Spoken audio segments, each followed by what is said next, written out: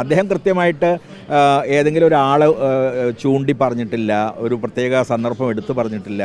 അപ്പോൾ അദ്ദേഹം പറഞ്ഞത് അധികാരത്തെ പറ്റിയുള്ള പൊതുപ്രസ്താവം അത് ഇന്ത്യയുടെ പൊതുസന്ദർഭത്തിലെടുക്കാം, കേരളത്തിൻ്റെ പ്രത്യേക സന്ദർഭത്തിലെടുക്കാം. അത് കേൾക്കുന്നയാളുടെ വ്യാഖ്യാന സാമർഥ്യവും അല്ലെങ്കിൽ കേൾക്കുന്നയാളുടെ വ്യാഖ്യാന സമ്പ്രദായവും ഒക്കെ അനുസരിച്ച് തന്നെ പറയാൻ കഴിയും. വ്യക്തിപൂജ അടക്കമുള്ള കാര്യങ്ങളെക്കുറിച്ച് അദ്ദേഹം പറയുന്നു. EMS അങ്ങനെ ഒരാളായിരുന്നില്ല, അതുകൊണ്ടാണ് EMS ആരാധനായി തീരുന്നത്. പക്ഷേ ഇപ്പോൾ മറ്റ് പലരും അങ്ങനല്ല എന്ന ഒരു അല്ല, അങ്ങനെ അദ്ദേഹം പറഞ്ഞിട്ടില്ല.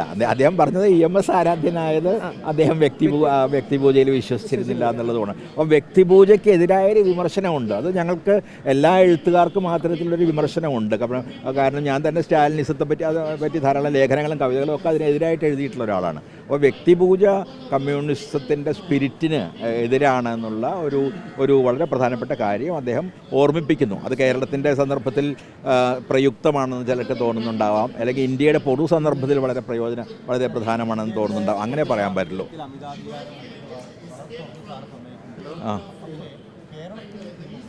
അല്ല, എനിക്ക് ആ താരതമ്യത്തിൽ ഞാൻ വിശ്വസിക്കുന്നേയില്ല. കാരണം പ്രധാനമന്ത്രി ഒരു രാജ്യത്തിൻ്റെ പ്രധാനമന്ത്രി രാജ്യത്തെ മുഴുവൻ തന്നെ അപകടത്തിലേക്കും ഇരുട്ടിലേക്കും അതിനൊരു മതരാഷ്ട്രവാദത്തിലേക്കും ഫാഷിസത്തിലേക്കും നയിച്ചുകൊണ്ടിരിക്കുന്നതും കേരളത്തിലെ മുഖ്യമന്ത്രി ഒരുപക്ഷെ ചെയ്തിരിക്കാവുന്ന ചില തെറ്റുകളും ഇത് രണ്ടും തമ്മിൽ താരതമ്യപ്പെടുന്നത് ശരിയല്ല, ആനുപാതികമല്ല എന്നുള്ളതാണ് എനിക്ക് തോന്നുന്നത്. അതിൻ്റെ ഒരു അനുപാതങ്ങൾ വളരെ വ്യത്യാസമുള്ളതാണ്. ഒരു രാജ്യത്തെ മുഴുവൻ നശിപ്പിക്കുന്ന ഒരു കാര്യവും ഒരു സംസ്ഥാനത്ത് ചിലപ്പോഴൊക്കെ ഞാൻ നടന്നിട്ടില്ലെന്നൊന്നും പറയും, നടന്നിട്ടുണ്ടാകാവുന്ന അമിതാധികാര പ്രയോഗം അതിന് രണ്ടും താരതമ്യപ്പെടുത്താൻ കഴിയാത്ത വിധത്തിൽ വ്യത്യസ്തമായ മാനങ്ങളുള്ള കാര്യങ്ങളാണ്. നമുക്ക് മുഖ്യമന്ത്രിയെ വിമർശിക്കാം, പക്ഷേ അതേസമയം നമ്മൾ രാജ്യം മുഴുവൻ തന്നെ എങ്ങോട്ട് പോകുന്നുള്ള ചോദ്യം ചോദിക്കാതെ നമുക്ക് സംസ്ഥാനത്തിൻ്റെ മാത്രമായ പ്രശ്നങ്ങളിലേക്ക് ഒതുങ്ങാൻ കഴിയില്ല.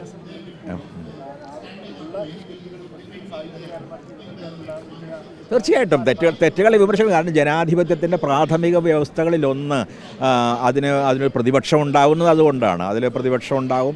അത് എഴുത്തുകാരെല്ലാ കാലത്തും വൈലോപ്പിള്ളി പറഞ്ഞ പോലെ ഒരു സൗവർണ പ്രതിപക്ഷം ആണ്. അവർക്ക് വിമർശിക്കാനുള്ള പൂർണ്ണമായ അധികാരമുണ്ട്. തെറ്റുകൾ കണ്ടാൽ വിമർശിക്കണം. അത് ഏത് ജനാധിപത്യ വ്യവസ്ഥയിലും അധികാരികൾ ആ വിമർശനങ്ങൾ ശ്രദ്ധിക്കുകയും വേണം, അതിനോട് പ്രതികരിക്കുകയും വേണം. അക്കാര്യത്തിൽ ഒരു സംശയമില്ല.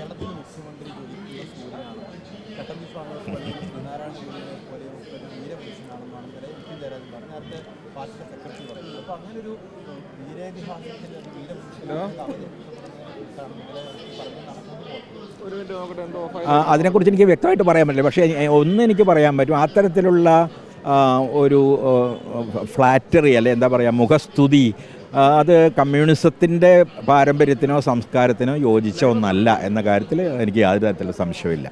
അത് കാരണം അങ്ങനെയല്ല, നമ്മൾ വ്യക്തികളെ മുന്നിൽ വെച്ചുകൊണ്ടല്ല കമ്മ്യൂണിസം മുന്നോട്ട് പോകുന്നത്. അത് അതിൻ്റേതായ പ്രത്യയശാസ്ത്രത്തെ പിന്തുടരുന്നു, ദർശനത്തെ പിന്തുടരുന്നു, സമത്വത്തെ പറ്റിയുള്ള അതിൻ്റെ സങ്കല്പത്തെ പിന്തുടരുന്നു.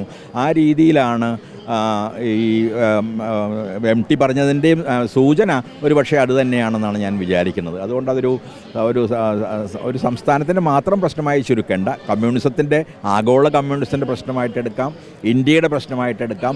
അതേസമയം അതിന് വേണമെങ്കിൽ ഈ തരത്തിലുള്ള മുഖസ്തുതികളുടെ ഒരു കമ്മ്യൂണിസവുമായുള്ള പൊരുത്തക്കേട് അതിൻ്റെ ഒരു ആവിഷ്കാരമായിട്ടും എടുക്കാവുന്നതാണ്.